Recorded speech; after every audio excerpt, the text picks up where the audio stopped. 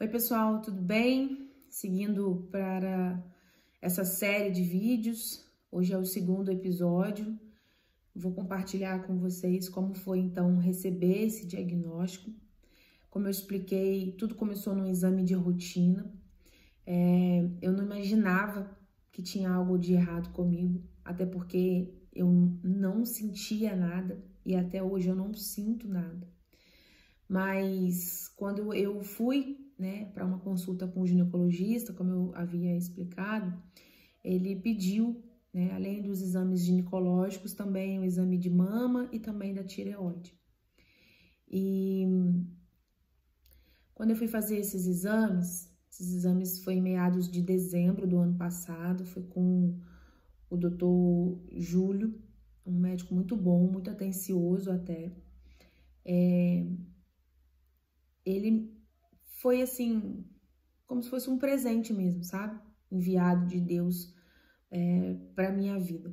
Porque a atenção que ele deu, não só para fazer os exames ginecológicos, mas também pedir exames completos, foi o que me permitiu estar contando essa história aqui nesse momento. A gente não sabe o dia de amanhã. Então, ele me encaminhou para a doutora Bernadette, um outro consultório. Essa médica, ela realizou, então, o exame da tireoide, através do Doppler, que é como se fosse mesmo uma ultrassom, foi passando um gel aqui no meu pescoço e veio com equipamento olhando nessa região aqui da tireoide. E foi ela que identificou, então, através desse exame, um nódulo do lado direito.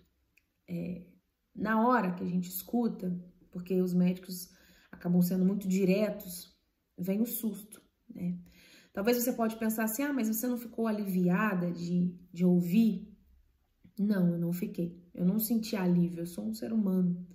E o que eu mais senti, deitada naquela cama, foi medo. Passa um filme na cabeça da gente, uma angústia. Enquanto ela examinava e olhava o monitor, eu acompanhava a mesma imagem que ela via no monitor à minha frente. E até para identificar, para enxergar a imagem que ela estava enxergando, eu não estava enxergando. E ali eu me lembro que eu já fiquei muito emocionada, deitada naquela cama.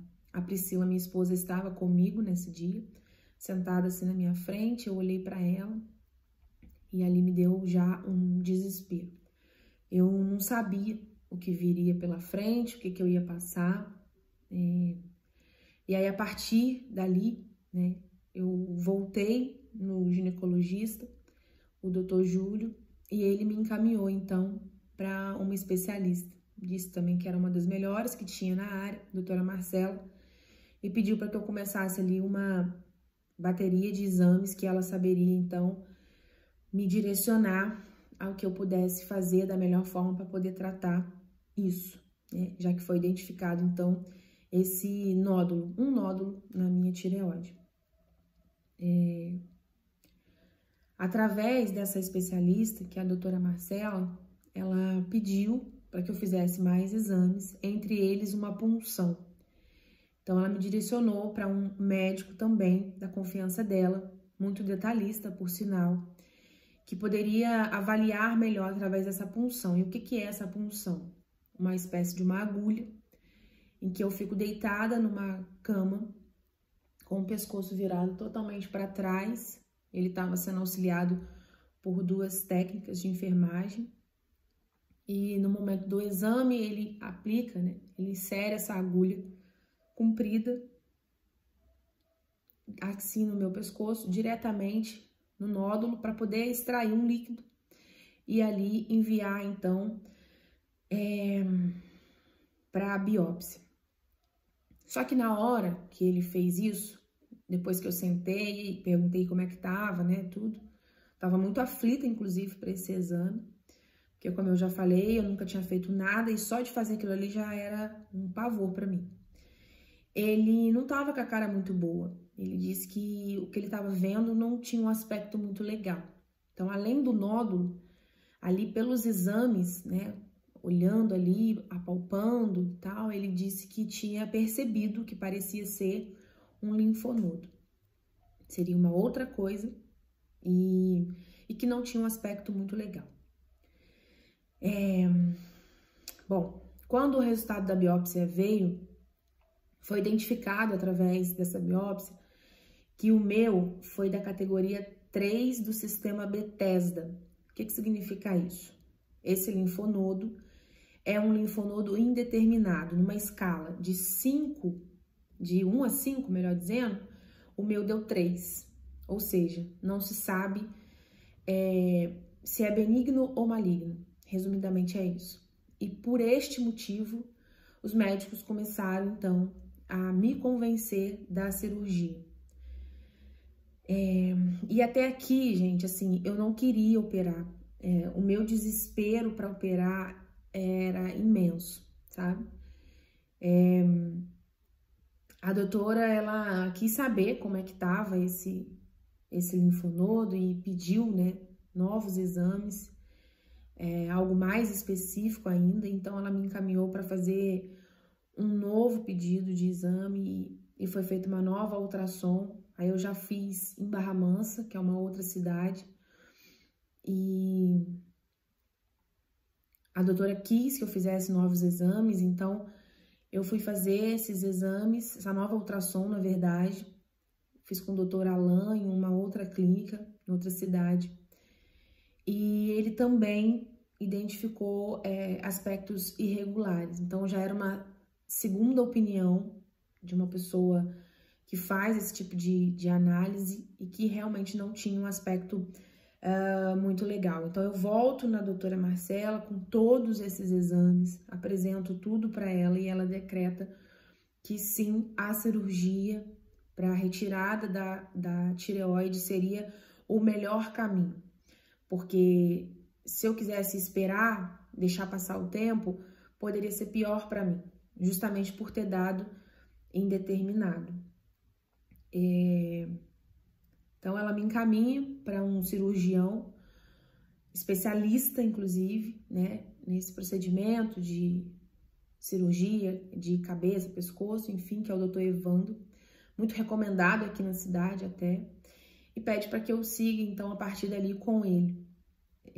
Ele avaliou todos os exames, me passou o pré-operatório, me pediu para fazer exame de coração, também cheguei a fazer raio-x, e depois dessa avaliação, então, eu estava apta a operar, e aí ele foi e marcou a data. A verdade é que muita gente nem sabe que tem nódulos, que dirá linfonodos. Mas eu acredito que... Acredito não, na verdade, alguns desses linfonodos e nódulos, em alguns casos são benignos, outros casos acabam precisando de mais atenção. E o meu caso demandou essa atenção maior por conta de não saber do que a gente estava falando, na verdade. Até esse momento a gente não sabe do que a gente está falando. Quero dizer também, para já encerrar esse vídeo, que foi muito difícil ouvir tudo isso. São meses, em vários momentos eu me desesperei, eu chorei. As pessoas, às vezes, ao nosso redor não entendem, né? A gente, quando recebe um diagnóstico, a gente começa a ficar mais com a gente mesmo, a gente começa a ficar mais reflexivo na vida, né? Analisando muito as coisas, passando a dar importância a coisas que a gente às vezes não dava antes. E eu acredito que tudo isso, né, desde esse diagnóstico, foi uma oportunidade de olhar mais para mim, sabe? Com mais amor, com mais compaixão. Eu vinha de uma batida terrível, assim, completamente agitada, fazendo 1000 coisas ao mesmo tempo, querendo dar conta de tudo, achando que eu dou um jeito, eu faço, não sei o quê, e eu precisei vir desacelerando. A gente não entende, eu já falei isso também, a gente não entende os processos de Deus, e você vai ouvir muito eu falar de Deus aqui, porque Deus sempre esteve presente na minha vida, sempre cuidou de mim em todos os aspectos, em todas as áreas da minha vida, então é o que você mais vai ouvir aqui. Mas apesar de ter Deus na minha vida, como ser humano, eu não posso negar as minhas fragilidades, entre elas o medo, entre elas esse receio todo, sabe? Do que estava por vir. Eu, tão nova, tão cheia de sonhos, no auge da minha carreira, vivendo uma fase muito boa, mas eu acredito muito que Deus estava me dando ali, está me dando uma nova chance, uma nova oportunidade de cuidar de mim antes que seja tarde demais. Eu quero encerrar dizendo que, às vezes, o diagnóstico, ele vem como um susto na nossa vida. Foi assim na minha, acredito que talvez tenha sido assim na sua, mas ele também vem como um sinal divino e um convite para a gente se amar e se olhar mais. Se você chegou até esse episódio, comenta aqui a sua experiência também de vida e a gente vai tendo uma troca aqui ao longo dos próximos vídeos. Um beijo.